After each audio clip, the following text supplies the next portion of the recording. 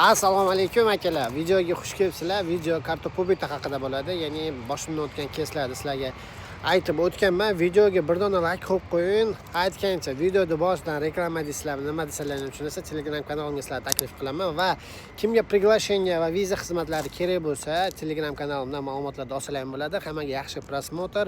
Videoda Yevropaga kelmoqchi bo'lgan yoki Yevropani ichida yurganlar ko'rsa juda foydali lokatsiyalar, nomerlar, telefonlar bor. Plus sizlar uchun hammasi sog' bo'linglar, yoqimli prosmotr. Bir yil uchadigandan Polshani Vanjesa, ya'ni kartopobitasini oldim. Bugun sizlar bilan shu haqida gaplashamiz. Ismim Abdusamad, Polshada 1,5 yildan beri istiqomat qilaman. Bugun sizlarga shu ko'p tug'iladigan savollar, ishonchli yurist qatdan topsa bo'ladi, foydali lokatsiyalar va o'zimni boshimdan o'tgan keyslarim, nima hujjatlarga yetishmovchilik bo'ldi. Shularni sizlar bilan bugun gaplashamiz. Videoni oxirigacha ko'ring, videoga like qo'ying va videoda Polshaga kelmoqchi, Yevropada yurgan aqllarga jo'natib qo'ysalaring, foydali bo'lgan bo'lardi. Qani bo'lsa men boshladim. Men 2025-yilda 1-martida Polsha hududiga kirib kelganman va fevral oxirida Berlinga qo'nganman. Xo'p, o'sha kelgan paytlarim menda ikkita variant bor edi. Ya'ni Polshani kartopobitasiga topshirish yo bo'lmasa o'zim uchun qulay bo'lgan ishtoqda yurish edi. Men birinchi nima qilganman? Pul bilan kelganman. Pul bilan kelib, sirazi 3-4 kundan keyin borib, ya'ni 6-mart kuni kartaga topshirganman. Ya'ni ishlayotgan joyim Germaniyaga chegaraga yaqin joydan o'sha kartopobita topshiradigan joyimgacha 450-500 km atrofida chiqqan. Ya'ni o'sha meni kutib olgan bola bilan kishi borib topshirganmiz va kartopobitaga arizani topshirilgan. Hop, o'sha paytda mendan qancha ketgan? Ya'ni birinchi o'rinda men nimani hisobiga yutganman? Ya'ni ko'chadan o'zimga shaxsiy yurist topganman. Ishxonani yuristi bas, yoki qurilishda ishlayotgan odamimni firmasida yurist bas. O'zimiz strafovka qilish uchun. Xo'p, undan keyin borib topshirdik 1800 zlot. Ya'ni bu dollarga hisob qilinadigan bo'lsa, o'sha paytda o'zim bilan 500 dollar pul olib kelganman va o'sha pulni borib topshirib kelingan. Va o'sha ishlab yurgan paytimda bir oydan keyin planlar o'zgargan, men Varshovaga kelganman. Va Varshovada dastavkada ishlashni boshladim. O paytda o'sha moment ichida kartopobitaga menga hech qanaqangi ma'lumot yo'q, qayerdan YouTubedan ko'rsam ham hech kim anaqa qilmagan. Faqat telefon qil, soqani ber, ma'lumot olasan. Soqing yo'q bo'lsa, batta hech kimsan. Yo bo'lmasa posrednikka qanaqadir o'zbeklarga uchraysan va otilasan degan narsa ko'rindi ko'zimga. Va shu payt yurist yoniga bordim va sharoitimni tushuntirdim. Shunaqa men hozir qurilishdan chiqdim. Endi Varshovada ishlab yuribman taksida. Misol taksiga chiqaman yaqinda. Hozir dastavkada ishlab yuribman. Shunaqa holatda men nima maslahat berasan desam, men o'zi vobshetda niyatim Varshovaga ko'chirish bo'lgan dokumentni. Men borib yurist o'zidan gaplashganimda eng nima deydi, foydali ma'lumotni bergani aytgan. Sen chiqishi yo'q, menga bergan puling agar dokumentingni olib ketadigan bo'lsa kuyadi. Lekin hozir bu kartopobitani menga topshirgansan, menga faqat zaloshnik olib kelib bersang va o'sha Lodi shahridan meshkanya deydi, ya'ni uyda topib bersang, men senga yordam beraman dedi. Va o'sha paytda men o'zim uchun xulosani oldim-da va keldim va taksida ishlashni boshladim. Va zazvaleniyaga taksi firmadan topshirdim. Zazvaleniyaga topshirganimdan keyin zazvaleniya ham chiqdi, oradan 3-4 oy o'tdi, bordim yana yurist yoniga, aytdim, qachon chaqirasan, o'zi 5-6 oy bo'lib ketdi dedim. Xullas 1-2 oydan keyin chaqiraman dedi отпечаткаga. Xo'p, 2 oy o'tdi, men bog'da ishlab yurgan taksi firmamdan zaloshnik deydi, ya'ni ishga olishda kafolatlaydigan xat hisobida ko'rinadi. U zaloshnik nomer 1 deyiladi.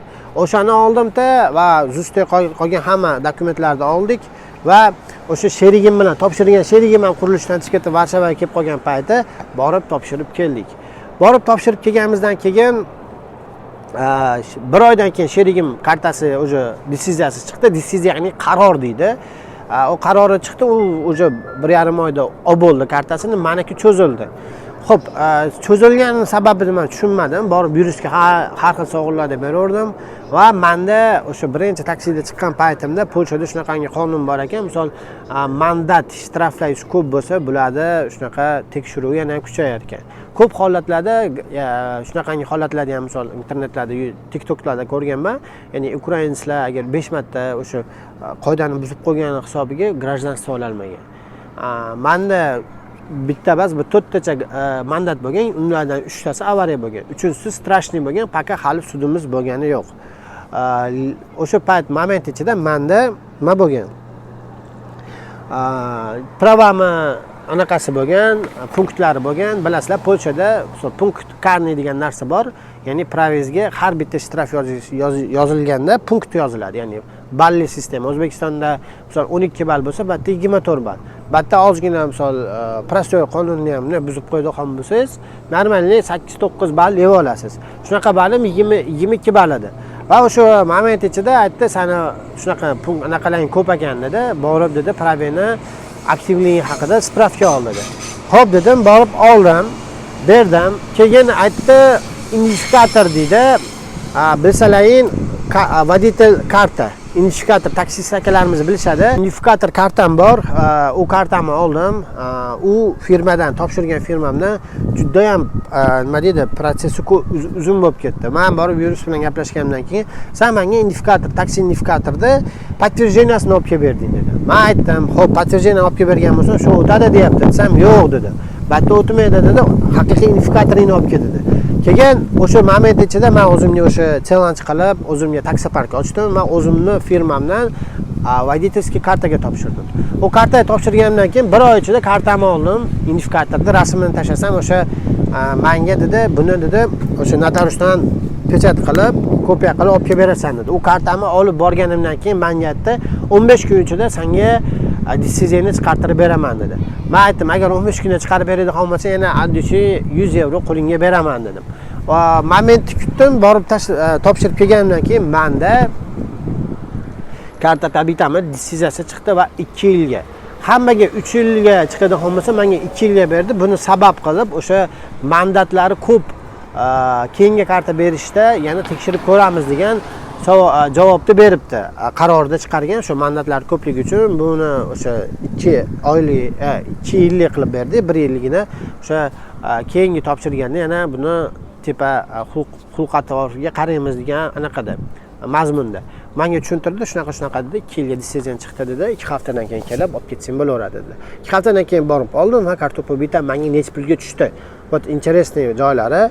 Agar tan olib aytish kerak, misol men hech narsani yashirmayman. O'zbek akalar, agar o'zbek yuristlar bo'lganda bu narsaga 1,5 ming yevrodan onverga pul olishardi. Dollarda hisob qilsangiz ham 5-6 ming dollardan onverda pul olishardi. Sababi misol qanaqadir dokumentlar olib deyishardi, lekin hech qanaqangi sabab yo'q. Batda ko'pchilik посредник hisobida hisob qilsa ham bo'laveradi. Ya'ni men borib topshirgan yuristni polyak odam mendan 1800 zlot olgan. Xuddi o'sha paytda men boshqa yurist bilan gaplashganimda, u yurist menga nima degan? "Короче, karta pobitini olib beraman, menga 4,5 ming pul berasan" degan. 4,5 ming 1200-1300 yevrodan onverda bo'ladi. Hozir 500 yana 100 addushib to'lov qildim va 200 zlot, 200 dollar yana raqamga ketgan. O дополнительный to'lovlar, ya'ni отпечатка kirsa rasmga tushasiz va karta pobiti uchun sizga anaqa beradi, kupon beradi, o'sha kupon bo'yicha pul to'laysiz plastikiga. Va shularni hammasini olganda 200 dollar hisobini qilsangiz bo'laveradi. Ya'ni 600-700 zlotlar yonveradi. 1800 ga 600 ni qo'shadigan bo'lsangiz 2,5 ming zlot bo'lyapti. Bu yerda 800 dollar, 900 dollarga karta pobiti oldim men. Hisob qilinadigan bo'lsa, bu rыночный sanada unaqa narx yo'q, juda kam. Misol agar siz ham taksida ishlab yurgan bo'lsangiz, nalog sifatida misol nalogingizni to'lab yurgan bo'lsangiz, kartangizni ikkinchisini prodat qiladigan bo'lsangiz, Varsavada bo'lsangiz, men sizga hozir bitta nomer chiqarib qo'yaman. Ismi Yasek. Misol telefon qilib, bemalol shu Abdusamatdan oldim deb rus tilida gaplashsalar bo'ladi. Rus tilini biladi. Lodis shahrida, o'sha Lodisda Ujondda biqinida ofisi bor. Men hech qanaqangi menga misol taklif bo'lsa, misol olib borib, misol bir ikki ishlasam bo'ladi, lekin bu narsaga menga foyda yo'q. Ben sizlarga chista meni kuzatadigan, meni ko'rayotgan akalarga foydali bo'lsin dedim. Shu nomer, erkadan chiqqan nomerlarga WhatsAppdan ham olsangiz bo'ladi. Sharoitingizni tushuntirasiz. Besplatniy konsultatsiya beradi. Agarda postki vizangiz bo'ladigan bo'lsa, misol postki viza oldingiz, keldingiz, qanaqadir zavodda anaqasiga topshirib qo'ygansiz, sizda muammo bo'ladi. Ertadan keyin ishga chiqib ketaman, ishdan chiqib ketaman. Sizga delingiz nomerini bermasligi mumkin. Yo bo'lmasa, misol baribir qanaqadir momentlar bo'ladi. O'shaning uchun boshida agar Polshaga kelganingizda, masalan, 500-600 dollar bilan keladigan bo'lsangiz, borib Yasikka borib topshirib qo'ysangiz bo'ladi. Va taksi sohasida, yoki skladda, Lodis taraflarda o'sha okrujeniyasi yo'verda ishlaydigan bo'lsangiz, imенно taksi dastavka sohasida ishlaydigan bo'lsangiz faqat Varshavada. Bo'lmasa o'sha Lodisda territoriyasiga va yaqin shaharlarda ishlaydigan bo'lsangiz topshirsangiz bo'ladi. Shunaqa qilib topshirib, misol bemalol ishlaringizni bitkazsalaring bo'ladi. Xo'p, menga karta po'bita shunaqa qilib shu o'tgan holatda 850-800 dollarlar yon yerda tushyapti. Endi buni xuddi shunaqa kes bilan 3 yildan beri kutib yurgan mana o'sha bitta shahardan bo'lgan bitta akamiz bor. Unikini 3 yildan beri kutgan. Men aytdim, u ham taksi sohasidan topshirgan. Aytdim, aka dedim, menda shunaqa narsalar so'radi dedim. Siz ham mana shu narsalarni olib, yuristingizni yoniga olib bering dedim. Ya'ni o'sha identifikator so'ramagan unda. Olib borib delezga tikib bersin dedim. Kecha kuni u akamizga ham 3 yillik 2029-yilgacha litsenziyasi chiqqan, qo'liga u ham oldi. O'shaning uchun agar taksi sohasidan topshirmoqchi bo'lsalaring, iloji boricha shu identifikatorga partnerlardan so'raylar, identifikatorga seriozliroq qarasin. Shu identifikator ham menda juda katta rol o'ynadi. Ya'ni haydovchilik guvohnomasi, ya'ni haydovchilik anaqasi, kartasi.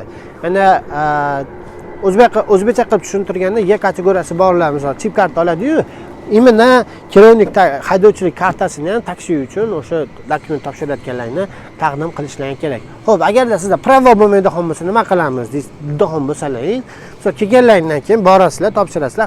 Hali men shunaqa protsessdaman.